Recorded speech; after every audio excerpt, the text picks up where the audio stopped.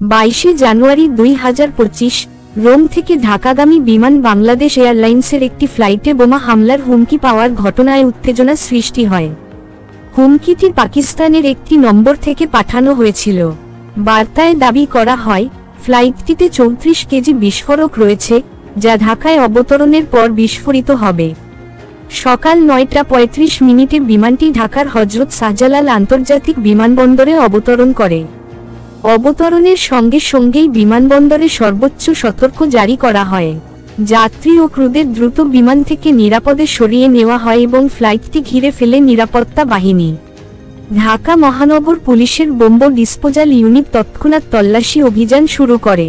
2 ঘন্টারও বেশি সময় ধরে তল্লাশি চালানোর পর নিশ্চিত করা হয় যে বিমানে কোনো ধরনের বিস্ফোরক মেলেনি।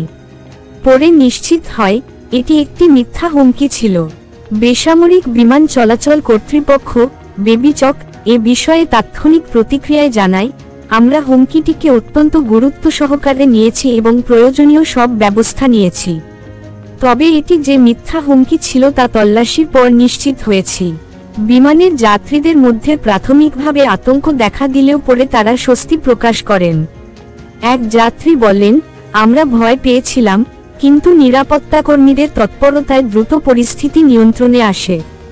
বোমা হামলার মিথ্যা হুমকির পেছনের উদ্দেশ্য কী এবং বার্তাটি পাঠানোর জন্য দায়ী ব্যক্তিদের শনাক্ত করতে আইনশৃঙ্খলা বাহিনী তদন্ত শুরু করেছে। এ বিষয়ে আন্তর্জাতিক কর্তৃপক্ষের সঙ্গে যোগাযোগ করা হচ্ছে। এই ঘটনা কোনো ক্ষয়ক্ষতি না ঘটালেও যাত্রীদের মধ্যে আতঙ্ক সৃষ্টি করে এবং বিমানবন্দরের কার্যক্রমে বিঘ্ন ঘটায়। কর্তৃপক্ষ এ ধরনের হুমকি মোকাবিলায় আরও সতর্ক ও প্রস্তুত থাকার আশ্বাস দিয়েছে।